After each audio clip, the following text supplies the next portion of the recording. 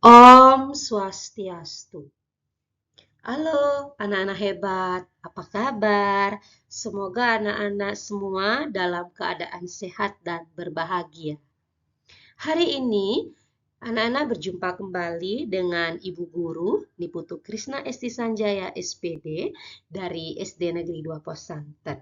Hari ini kita akan sama-sama belajar pendidikan agama Hindu dan Budi Pekerti, yaitu tentang ciptaan yang widiwasa. Anak-anak mohon mengikutinya dengan tertib dan bisa mengambil hikmah dari apa yang kita pelajari hari ini. Sudah siap? Bagus sekali. Mari kita mulai pelajaran hari ini. Ide Sang Yang Widi adalah pencipta alam semesta beserta isinya. Ada dua jenis ciptaan Sang Yang Widi. Satu, benda mati. Dua, makhluk hidup. Nah, ide Sang Yang Widi saat menciptakan alam semesta beserta isinya diberi gelar Dewa Brahma. Benda mati ciptaan Tuhan itu seperti batu, udara, air, tanah, matahari, benda angkasa, dan yang lainnya yang dapat menunjang keberlangsungan makhluk hidup. Anak-anak, benda mati ini ciri-cirinya. 1. Tidak bernapas. 2. Tidak memerlukan makanan. Ketiga, tidak berkembang biak. Maksudnya, tidak berkembang biak itu artinya benda ini tidak bisa beranak, tidak bisa menghasilkan keturunan. Dan yang keempat, benda mati diciptakan dengan tujuan membantu atau menunjang keberlangsungan hidup dari makhluk hidup. Nah, ini ada 4 gambar. Yang pertama, gambar air, gambar tanah, gambar matahari, gambar batu. Keempatnya ini adalah contoh benda mati di sekitar kita. Nah,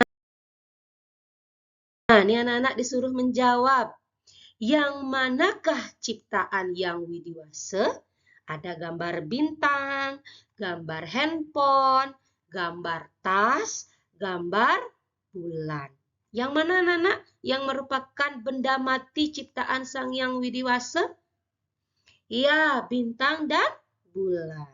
Bintang dan bulan adalah contoh benda mati ciptaan ide Sang Yang Widiwasa. Sementara handphone dan tas merupakan benda mati yang bukan ciptaan ide Sang Yang Widiwasa, melainkan ciptaan siapa? Iya, ciptaan manusia. Selanjutnya, makhluk hidup ciptaan Tuhan ada 3, yaitu manusia, binatang, dan tumbuhan.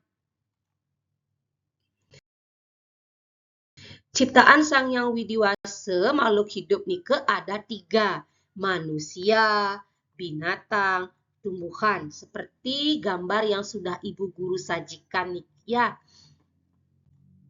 Binatang ciptaan yang widiwasa ada ayam, contohnya, ayam itu salah satu contoh binatang yang hidup di darat. Ada gajah juga contoh binatang hidup di darat. Kupu-kupu contoh binatang hidup di udara. Maksudnya hidup di udara itu adalah binatang yang punya sayap, bisa terbang. Kemudian ada ikan, contoh binatang hidup di air, bisa berenang, ya anak-anak?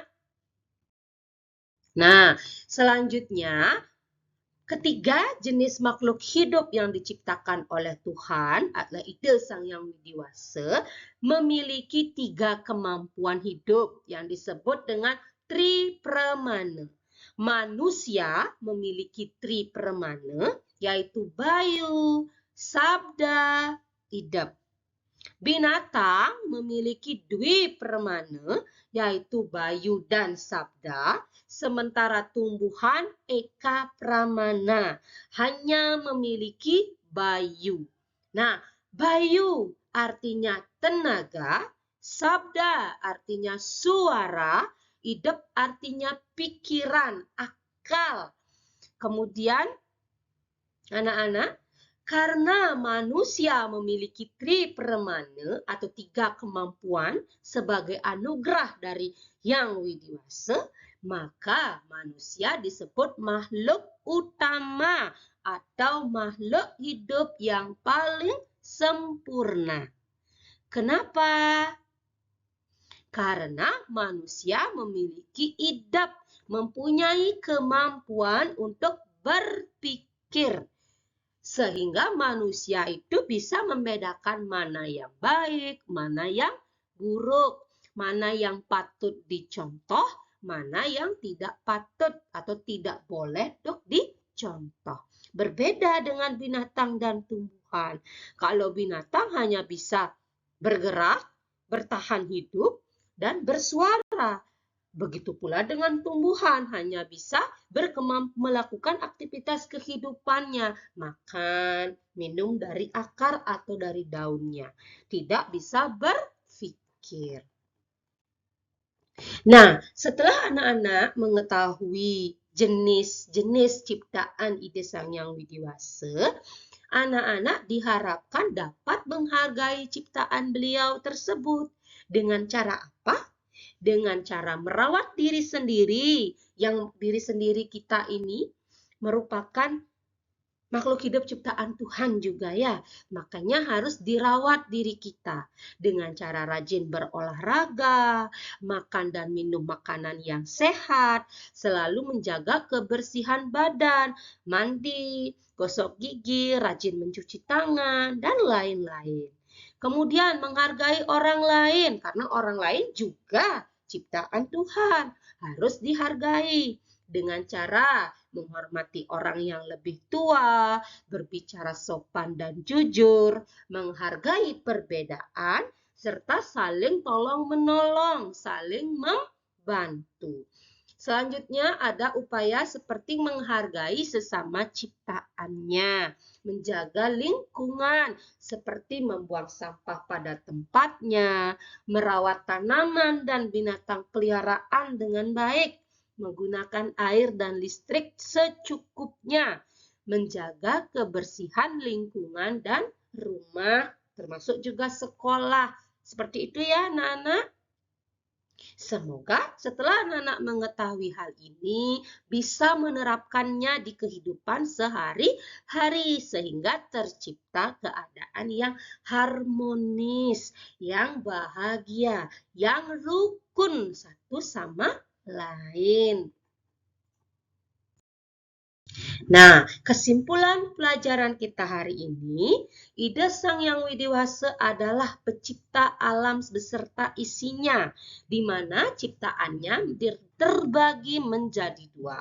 Ada benda mati dan makhluk hidup.